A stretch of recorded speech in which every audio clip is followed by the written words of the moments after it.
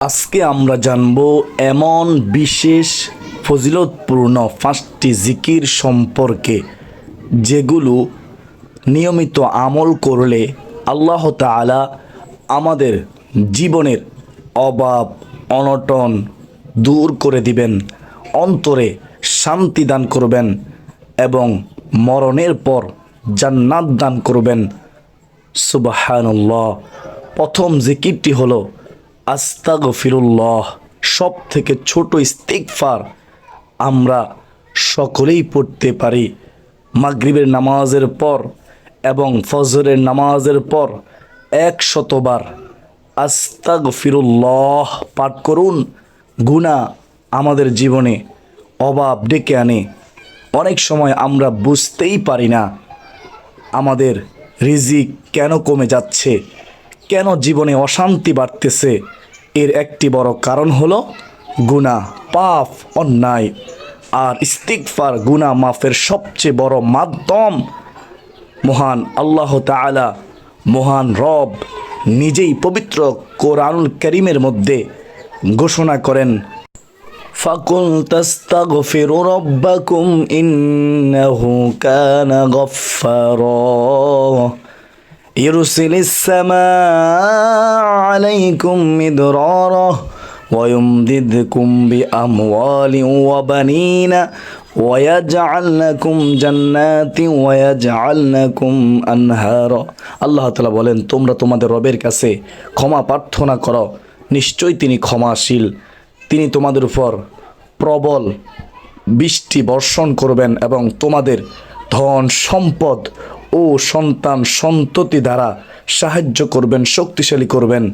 সুবহানাল্লাহ। তাই যারা রিজিকের অভাবে আছেন, ঋণগ্রস্ত আছেন বা দুশ্চিন্তায় আছেন, তারা নিয়মিত ইস্তিগফার পাঠ করুন।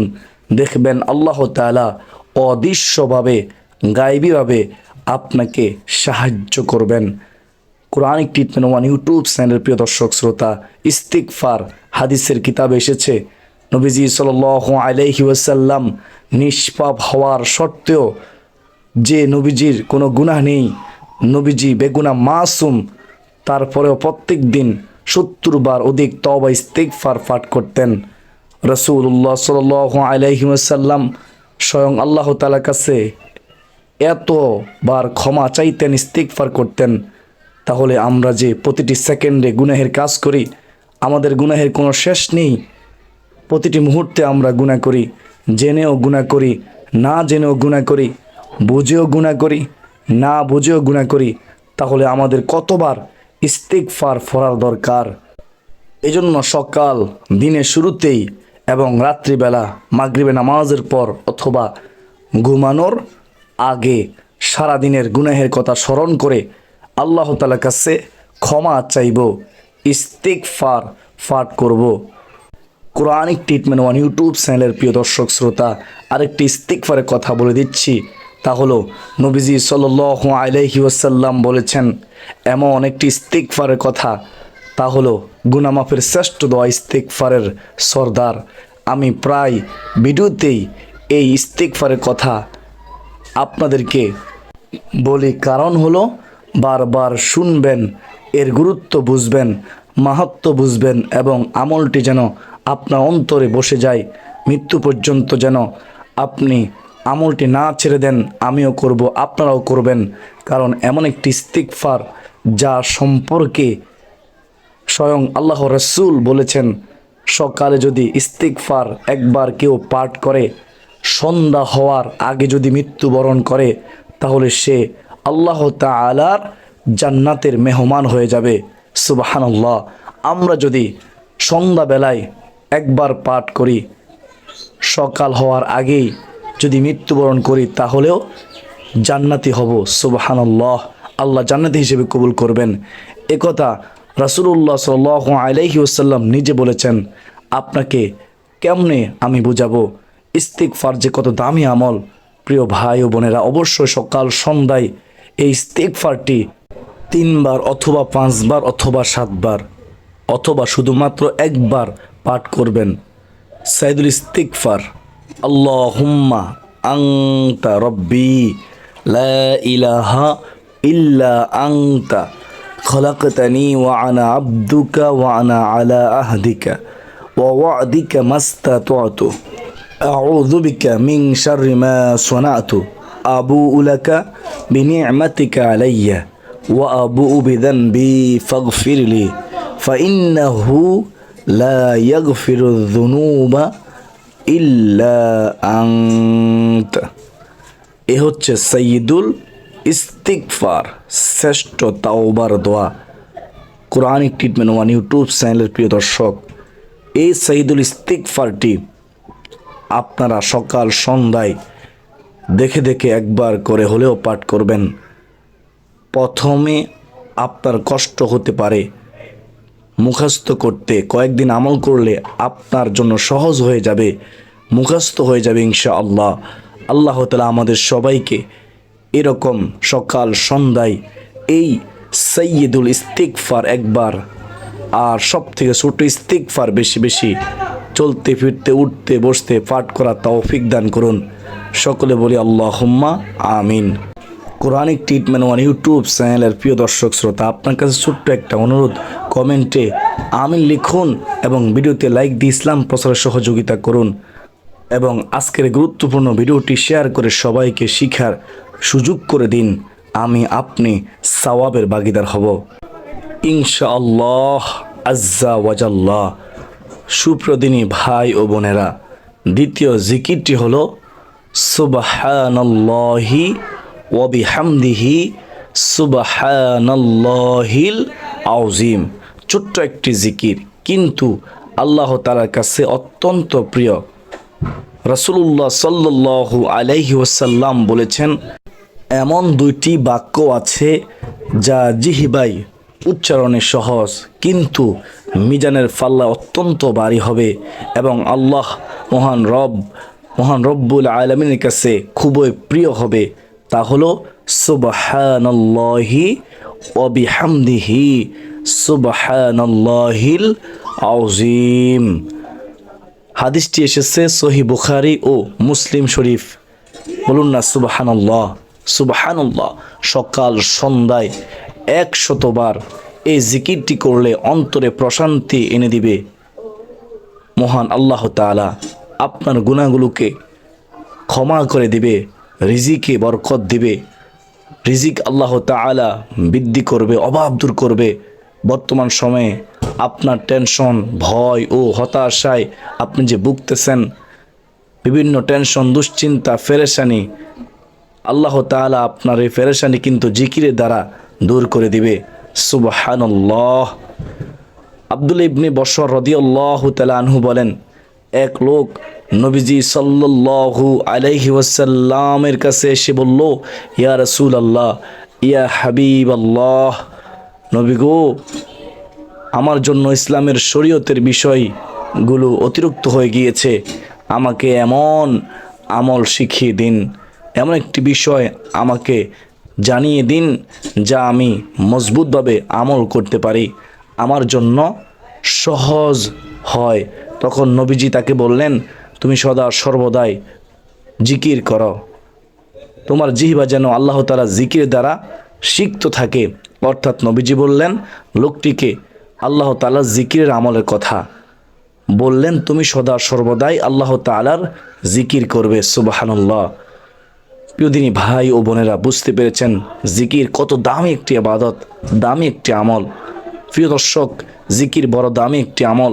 নবীজি বলেছেন, যে কলব মহান আল্লাহ তাআলার জিকির করে সে কলব হলো জীবিত মানুষের মতো, আর যে কলব আল্লাহ সুবহানাহু ওয়া তাআলার জিকির করে না সে কলব মৃত মানুষের মতো। সাহাবায়ে কেরাম জিজ্ঞাসা করলেন, ইয়া রাসূলুল্লাহ, ইয়া হাবিবাল্লাহ, নবী গো, কলব আবার কি? নবীজি বলেন, প্রতিটি মানুষের বাম দুধের 2 আঙ্গুল নিচে একটি গোশতের টুকরো আছে, ওই গোশতের টুকরোর নাম হলো কলব। সুবহানাল্লাহ। যদি ওই গোশতের টুকরো ভালো হয় পুরো মানুষটাই ভালো হয়ে যায়, আর যদি ওই গোশতের টুকরো খারাপ হয় পুরো মানুষটাই খারাপ হয়ে যায়। ও সাহাবীরা, তোমরা শোনো, সেই গোশতের টুকরোর নামই হলো কলব। মানুষ যখন একটি গুনাহের কাজ করে তখন সে গোস্তের টুকরোর মধ্যে একটি কালো দাগ পড়ে যায়। মানুষ যখন দুইটি গুনাহের কাজ করে তখন সে গোস্তের টুকরোর মধ্যে আরও একটি কালো দাগ পড়ে যায়। যখন সে এমনইভাবে গুনাহের কাজ করতেই থাকে তখন মহান রব আল্লাহ তাআলার হুকুমে ওই কলবে দাগ পড়তেই থাকে। একসময় সে গোস্তের টুকরোটা কলবটা একেবারে অপবিত্র হয়ে যায়। নাউজুবিল্লাহি মিন যালিক। সাহাবায়ে কেরাম নবীজিকে জিজ্ঞেস করলেন, ইয়া রাসূলুল্লাহ, সে গোস্তের টুকরো আবার কিভাবে পবিত্র করতে হয়, পরিষ্কার করতে হয়? নবীজি বলেন, যখন কোনো ব্যক্তি আল্লাহ তাআলার নামের জিকির করে তখন সে জিকিরের ধাক্কায় গোস্তের টুকরোটু পরিষ্কার পরিচ্ছন্ন হয়ে যায়। সুবহানাল্লাহ। সে গোস্তের টুকরোর মধ্যে আর শয়তান বাসা বাঁধতে পারে না। প্রিয় দর্শক, জিকির এমন একটি আমল যার জন্য বিশেষ কোনো সময় লাগে না, কোনো স্থান বা পবিত্রতার প্রয়োজন নেই। হাঁটতে চলতে কাজ করতে করতে আপনারা বিশ্রামের সময়ও জিহ্বা নাড়িয়ে এই জিকির করতে পারবেন। এই জিকির করা সম্ভব। আমাদের গুনাহের কোনো শেষ নেই। প্রতিটি সেকেন্ডে আমরা গুনাহ করি। কলবে দাগ পড়ে অপবিত্র হয়ে গেছে। এই কলবকে পরিষ্কার করতে হলে বেশি বেশি জিকির করতে হবে। আর যার কলব একবার পরিষ্কার হয়ে যাবে তার কাছে আর গুনাহের কাজ ভালো লাগবে না, নেকের কাজ তার কাছে মজা লাগবে। সে চাইলেও নামাজ বাদ দিতে পারবে না, ভালো কাজ ছাড়তে পারবে না। আর যদি কলব পরিষ্কার না করি, আমরা পবিত্র না করি, তাহলে আমাদের জন্য দিন পালন অনেক কষ্টকর হয়ে যাবে। নেকের কাজ আমাদের কাছে ভালো লাগবে না। এজন্য বেশি বেশি জিকির করতে হবে। আল্লাহ সুবহানাহু ওয়া তাআলা পবিত্র কোরআনুল কারীমের মধ্যে তিনি বলেন, ফাযকুরুনি আযকুরুকুম, তোমরা আমাকে স্মরণ করো, আমি আল্লাহ তোমাদেরকে স্মরণ করব। সুবহানাল্লাহ। জিকিরের মাধ্যমে আমি আল্লাহ তাআলাকে স্মরণ করব। আমরা আল্লাহ তাআলাকে স্মরণ করব, আল্লাহ তাআলা আমাদেরকে স্মরণ করবেন। প্রিয় দর্শক, ভাবুন তো, আল্লাহ তাআলা আমাদেরকে যখন স্মরণ করবেন তখন আমাদের জীবনে এমন কোনো সমস্যা থাকতে পারে না যা তিনি সমাধান করতে পারবেন না। হাদিসের কিতাবে এসেছে, উম্মুল মুমিনিন আম্মা জান আয়েশা সিদ্দিকা রাদিয়াল্লাহু তাআলা আনহা থেকে বর্ণিত, তিনি বলেন, রাসূলুল্লাহ সাল্লাল্লাহু আলাইহি ওয়াসাল্লাম সর্ব অবস্থায় আল্লাহর জিকির করতেন।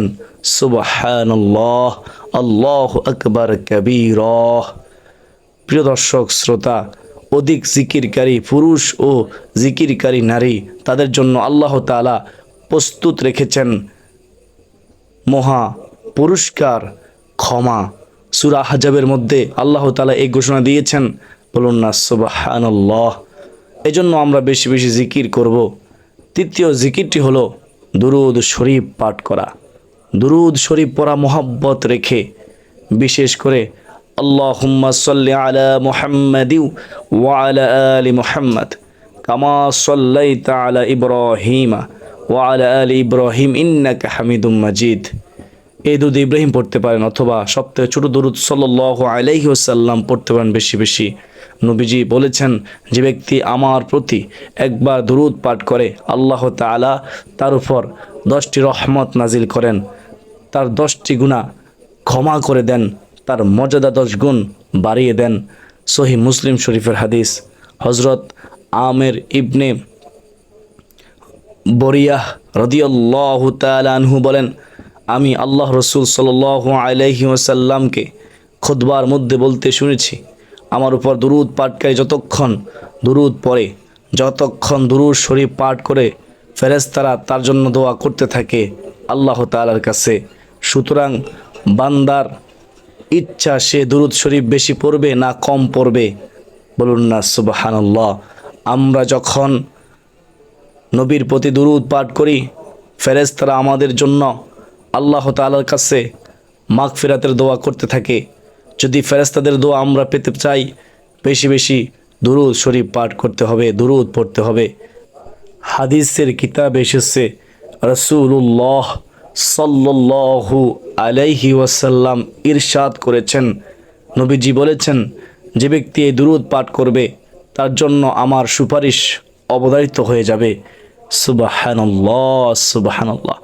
আব্দুল্লাহ ইবনে মাসউদ রাদিয়াল্লাহু তাআলা আনহু বলেন, নবীজি বলেছেন, কিয়ামতের দিন হাসরের ময়দানে, হাসরের দিন ওই আমার উম্মত আমার সবচেয়ে নিকটবর্তী থাকবে, আমার কাছাকাছি থাকবে, যে আমার উপর সবচেয়ে বেশি দুরূদ পড়েছে।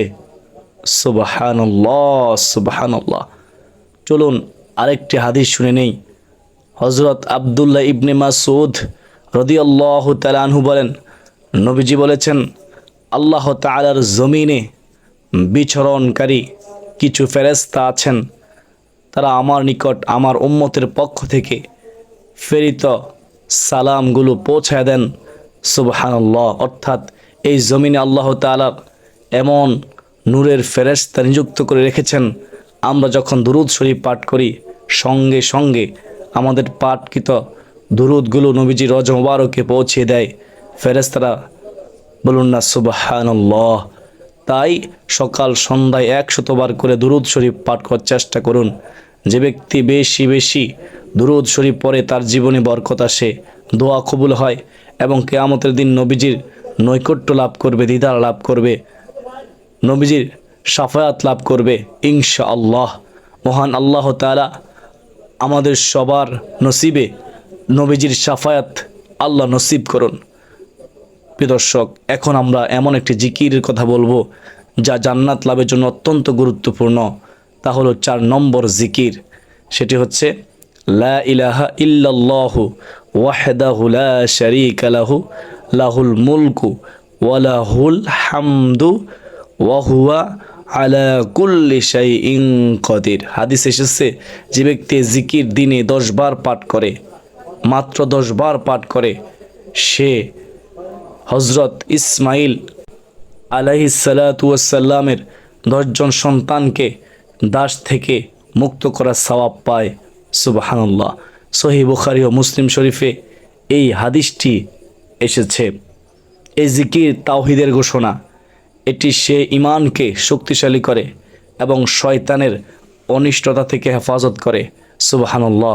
সেই সময় 10 জন দাস মুক্ত করা অনেক বড় সওয়াবের কাজ, অনেক বড় নেকির কাজ, অনেক কঠিন কাজ। এজন্য আমরা সকাল সন্ধ্যায় মাগরিবের নামাজের পরে, ফজরের নামাজের পর মনোযোগ দিয়ে এই দোয়াটি পড়ব।